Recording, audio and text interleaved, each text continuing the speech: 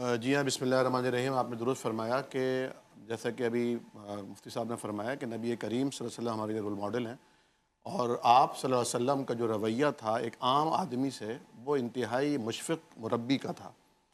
और सब उस सारा ज़माना जिसे धुतकारता था, हुज़ूर उसे सीने से लगा लिया करते थे। इसकी बहुत सी मिसालें हैं। आप सल्लल्लाहु अलैहि वसल्लम तशरीफ़ फरमाए, एक शख़्स आता है और कहता है, या रसूलल्लाह मुझे बदकारी की इजाज़त दीजिए।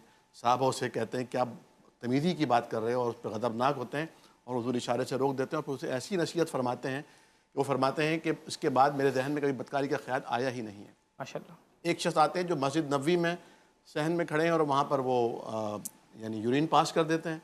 साहबा उन्हें मारने के लिए दौड़ते हैं, आवाज़ें देकर उनको रोकते हैं, इशारे से मना फरमा देते हैं, और फिर जब वो फ़ारिग होते हैं उन्हें नसीहत फरमाते हैं, पानी का डोल मंगवाते हैं और पानी से उस गंदगी को साफ़ करते हैं। वो अल्लाह के तरफ हाथ उठा के दुआ करते हैं, अल्लाह मुझ पे भी रहम फरमा और मेरे नबी पे भी रहम फरमा। माशाअल्लाह। हुज़ूर फरमाते हैं, इन सबको भी शरीक करोगे? ये तो मुझे मारने के लिए आ रहे थे, इनको क्यों या रसूलल्लाह मैं शरीक करूँ? तो ये जो रवैया है कि एक आम आदमी नबी करीम तक पहुँचने के लिए दरमियान में किसी वास्ते, किसी बैरियर और किसी सेक्रेटरी का मोहताज नहीं है कि वीआईपीज़ के लिए तो जो है ना वो शेख साहब के दरवाजे खुले हैं, लेकिन एक आम आदमी बेचारा शेख साहब तक रसाई नहीं कर सकता। शेख साहब अगर दर्स देने या वाज करने या खिताब करने के लिए, खुतबा देने के लिए आ भी रहे हैं, तो उनके आने का दरवाज़ा भी अलग है और उनके जाने का दरवाज़ा भी अलग है।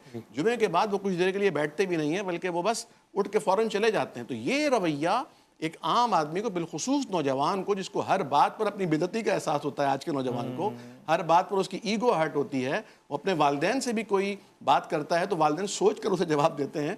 तो इस नौजवान के और फिर आलिम और ख़तीब और वाइद और मौलवी और ख़तीब और इमाम के दरमियान लाजमी एक गैप आएगा और ये बहुत ख़तरनाक होगा। आप देखिए, ये इल्हाद का भी एक दौर है। आपने मादा परस्ती की बात की, उस हवाले से भी बहुत सारे फितने हैं। तो जब नौजवान के जहन में कोई ख्याल पैदा होता है और वो आलिम दीन के पास आता है, मिसाल के तौर पर आप वाले हुलिये में, डॉक्टर ज़ाकिर नाइक के हुलिये में कोई पहुंच जाता है जी। एक आलिम दीन के पास, जी। तो आलिम दीन के पास अगर जवाब नहीं है ना, तो पहला एतराज़ तो उसके लिबास पर करेगा। आलिम दीन से मुराद मुरव्विजा आलिम दीन जो आजकल मस्जिदों में बैठे हैं, आइम्मा हैं या बाज़ जगह पे खुतबा भी हैं, पेश इमाम की बात कर रहा हूँ। दूसरा एतराज़ उसके चेहरे पे करेगा, तुम्हारी दाढ़ी नहीं है। तीसरा एतराज़ उसकी टोपी पे करेगा। इन एतराज़ात के ज़रिए वो अपने आप को यानी सेव करेगा जी, क्योंकि उसके बाद जवाब नहीं है। तो ये भी एक बहुत बड़ी प्रॉब्लम, जिस तरह के मुफ्ती साहब ने फरमाया कि शहरों की पोश सोसाइटीज़ में तो ये एहतमाम है कि जो उलमा हैं वो बाकायदा मुस्तनद हैं, तालीम याफ्ता हैं, पढ़े लिखे हैं, तकाज़ों से हम आहंग हैं। लेकिन बहुत सारे 65% इलाके ऐसे हैं जहाँ के उलमा वो इस्तेदाद नहीं रखते। तो जब वो इस्तेदाद नहीं होगी तो जवाब कैसे होगा, मसाइल का हल कैसे होगा? बहुत खूब, बहुत